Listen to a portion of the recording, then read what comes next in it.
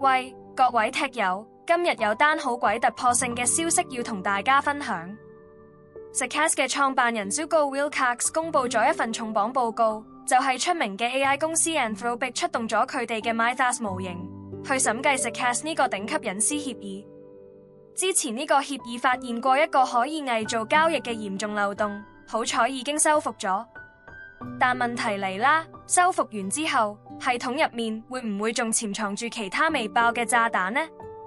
Anthropic 嘅 AI 就擔當起終極安全檢查員嘅角色，佢將成個協議嘅代碼由頭到尾逐行咁掃描同分析，目標就係要抽出任何可能嘅嚴重漏洞。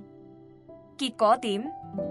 ？Zoago 親口證實 AI 審計之後並冇發現更多嘅嚴重錯誤。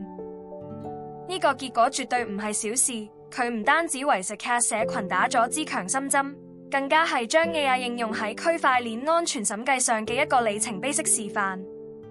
想象一下，將來唔單止係 Zackass，可能所有重要嘅加密協議、智能合約都會交由呢類超高智能嘅 AI 模型去做最後把關，自動化、深度化咁排查人類可能睇漏眼嘅安全隱患。